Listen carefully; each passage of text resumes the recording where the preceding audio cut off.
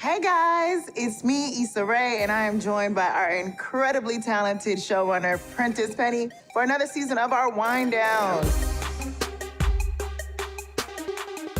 So the cold open ends with Issa saying she doesn't F with Molly no more. How does this set the tone for the new season? We've been building to Issa and Molly needing to have a conversation, and we want the audience to be like, what did I miss? Our show is known as, for Issa and Molly's relationship. They are legit friends. They're girls. They ride for each other. We wanted to start to question, are these friendships or relationships for a reason or for a season? So one of the things that's a big deal is how everybody's like leveling up this year. Well, Issa and Molly start off as we see them together, taking care of themselves. Yeah.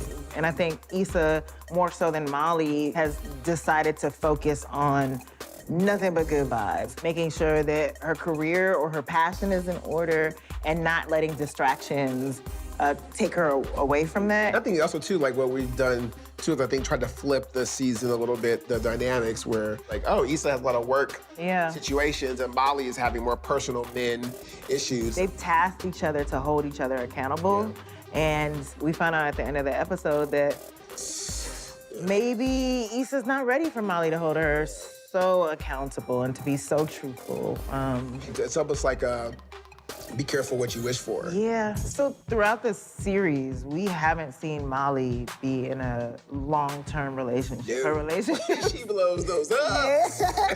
They kind of fizzle. I think inherently her nature is to want to be booed up. I think she's fighting that energy to want to do that. And I think when she realizes, like, oh, he's dating too, which is what you said you were doing, it's like, I don't really want you to be out there. Exactly. I'm out there. Despite her denial, she's invested in Andrew at this point. Yes. And I think it was a big step for her to text him. Yeah. And I'm curious, like, why do you think Molly comes for Issa after finding out that she's gonna continue working with Condola, despite the fact that Condola is dating Lawrence? Molly, knowing Issa's history, I think she knows more about Issa and Lawrence's relationship than anyone. Yeah. Molly knows that Issa's ultimately gonna be affected by this. Molly knows all this stuff about you as a friend, and Condola doesn't know anything. And Condola's energy is just to want to build you up, so that's infectious, right? Like, you're already feeling like planning this is a lot. Yeah. And here comes this woman believing in you while this other friend is kind of like, girl, this is a mess. That is so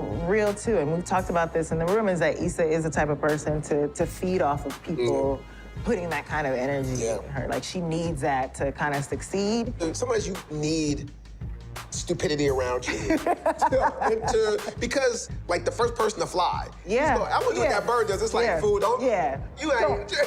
You ain't gonna fly. But that person next to you is like, yeah, bro, fly. You can fly. You can fly.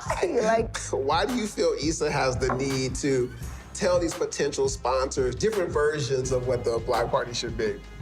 Issa's always just trying to sell some shit. It's just, honesty is not her favorite policy. Yeah.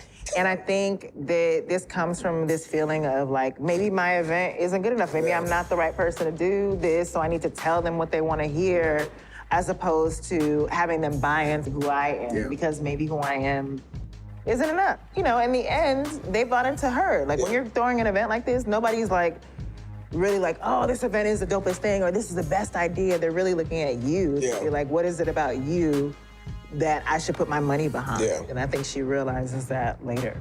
This is a good season. It is gonna be good. Thank you for hanging out with us tonight. See you next week. Next week. Cheers. Cheers.